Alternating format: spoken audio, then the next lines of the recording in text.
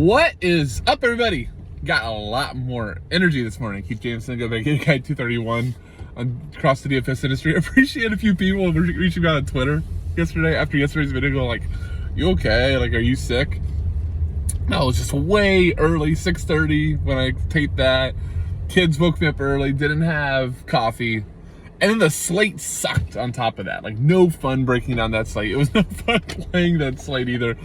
Like, is there another team that's like worse than Dortmund to trust? I don't think there is.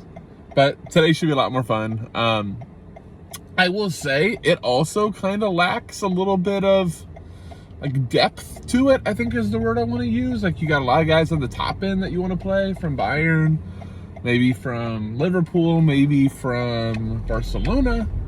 But I think it's a bit more fun. There's a more actual plays, like guys that you don't like just hate yourself when you put them in your lineup. So anyhow, we're gonna get into that. Quick reminder, like, subscribe, comment to the video. And last thing, I'm gonna do this, I'm gonna lead out. I saw a decent chunk of comments yesterday about goalie. Really appreciate a lot of people joining up to the FSI Discord, and one of the first questions I feel like we get is goalie. So I'm gonna go over goalie again, and maybe I'm gonna do a separate video, just like a 4-minute video I can refer to.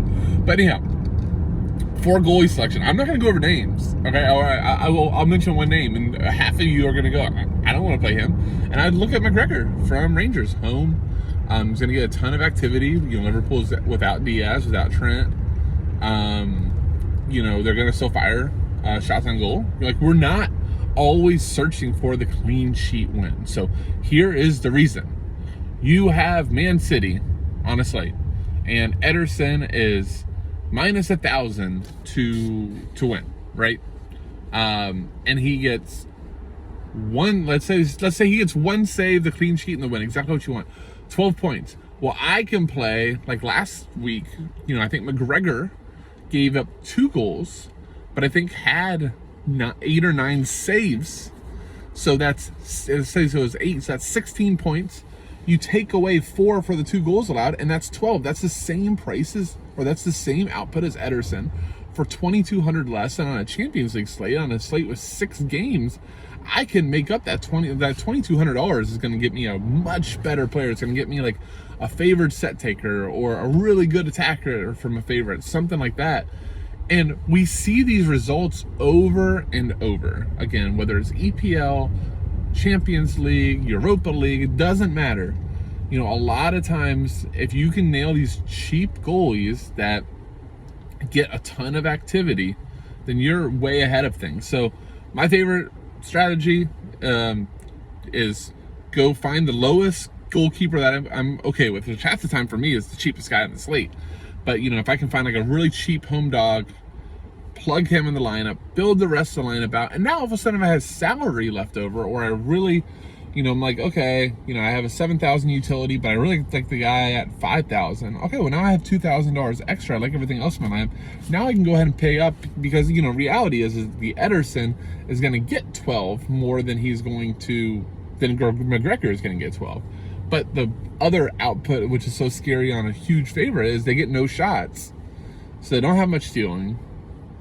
And then you have the chance that they concede one, right? So Ederson gets 1 save, concedes 1, gets 5 for the win, and you got 5 points, and you're dead.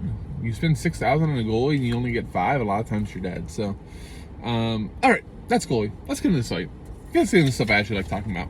Biggest favorite on the slate is Bayern going to Plazen. No, we're not playing Plazen players. I don't even have them written down. I think Kopic takes their sets, maybe. But Bayern's minus 600. Kimmich is going to be locking your lineup. Should be back. I believe he's back in. They rotated last week. I think they should go back to normal this time. So Kimmich is a lock and load in all lineups. I think you're doing at least one Bayern forward. If Thomas Moore is sub 8,000, that's a very cheap price on Moore, given everything. So I think he would be my favorite. Sane's really expensive at 10.9. Money is in between. I saw Coman in predictions to play. He's at 9,000. Coman, really active winger. He got a red versus Dortmund. So for league play, so I think that makes a lot of sense that he would play like 90, considering he's not playing on the weekend. So I like all of them. Don't like any of the Bayern fullbacks. Don't really like anybody left from Bayern. Give me a second. So yeah, I would just do the Bayern fullbacks, or I'm sorry, the Bayern forward and Kimmich. I think that's pretty easy. Mane's been awesome for them, so you can't really go wrong with any of the Bayern forwards. I mean, it's going to be a results thing. Like, Sané takes a random corner, but I don't think that's enough to justify his 10-9 price over, let's say, Koeman or Mane, or, you know, how much different that is than Muller, 3,100 or whatever. So, anyhow, moving on. Liverpool going to Rangers. Liverpool minus 225. Liverpool stink right now. I'm a Liverpool fan. I'm allowed to say that.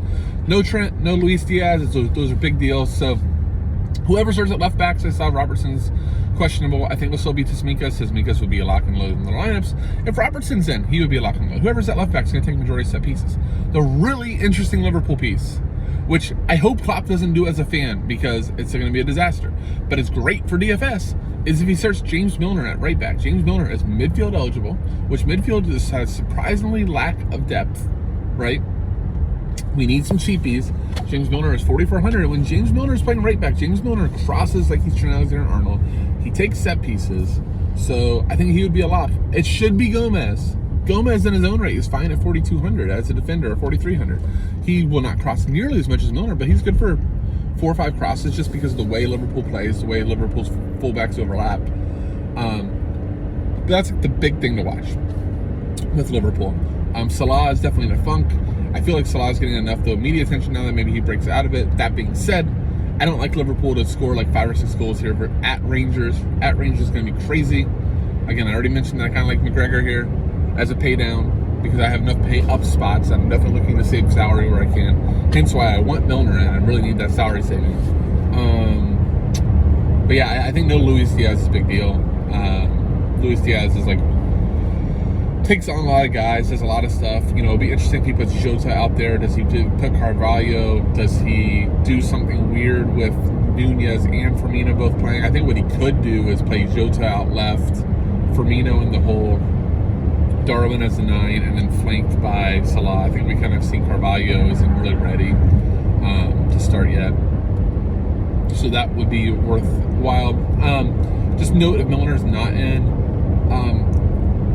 Tsimikas or Robertson, it should be Tsimikas, but he probably takes a monopoly. It's not crazy to think if, like, in Fabinho could take some corners he used to for Monaco. We've seen Henderson take a few. Thiago Alcantara could do it. If he plays Harvey Elliott could take. I don't want to mess with the other, like, who could take corners for Liverpool, like, outside of Tsimikas. I would just avoid the situation. All right, next biggest favorite in slate, which is, sorry, Spurs fans, but you know it's true. Frankfurt going to Tottenham. It's extra because Son is 8,100. If we didn't see Perisic, which I think we'll see Perisic, but if we didn't see Perisic, Son should have monopoly corners. They just don't generate a lot. But I still think you're still minus 225 at home. Son's still a world-class player. We're only a year removed from Son not winning Player of the Year when he should have in the EPL. It's a little bit of funk so far, but you know I kind of trust the talent, so I really like Son at 8,100. Begrudgingly, I begrudgingly like Son at 8,100.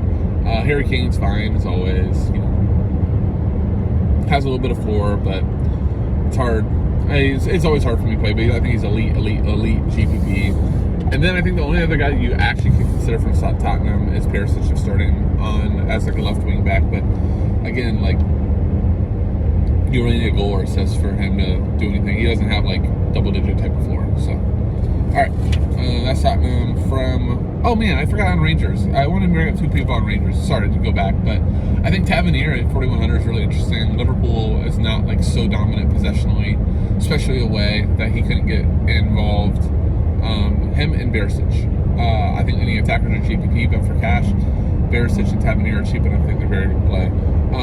So going to Frankfurt.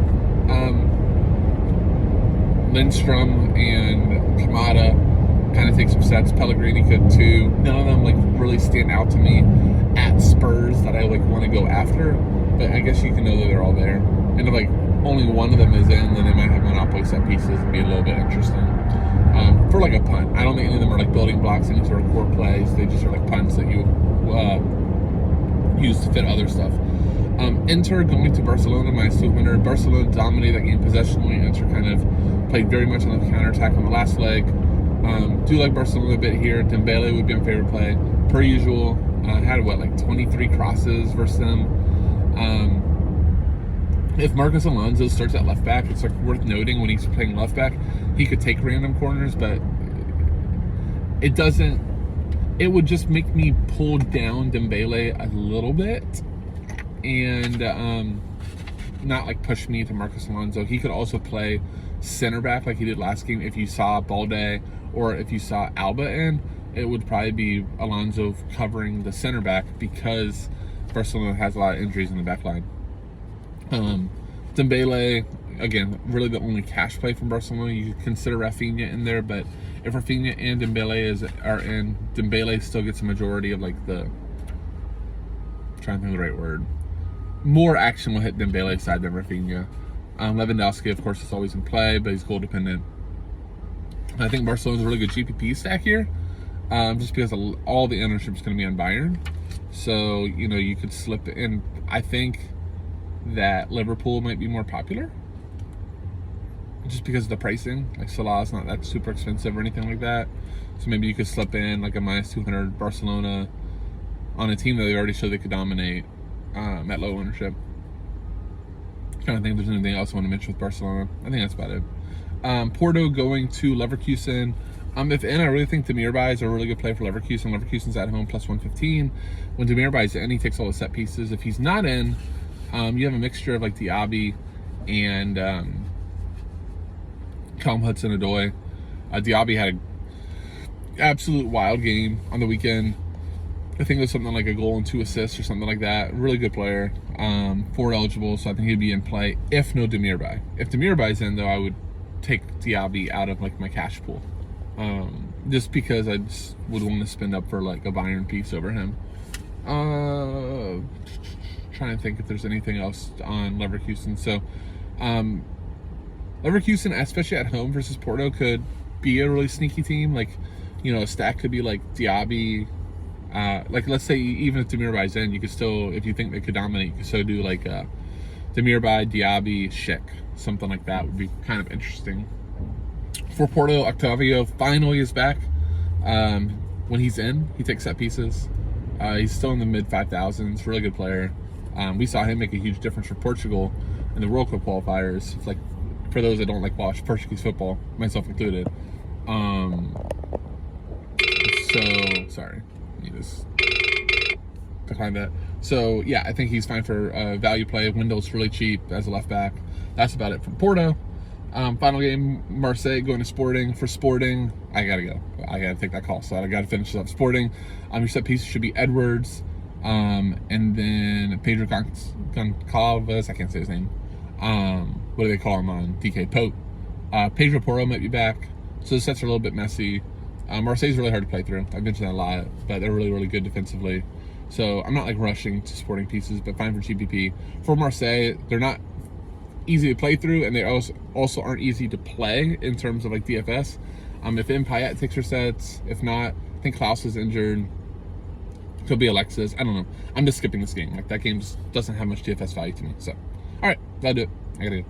Thank you guys for watching. Again, like, subscribe, comment if you enjoy the videos. That's it. See you.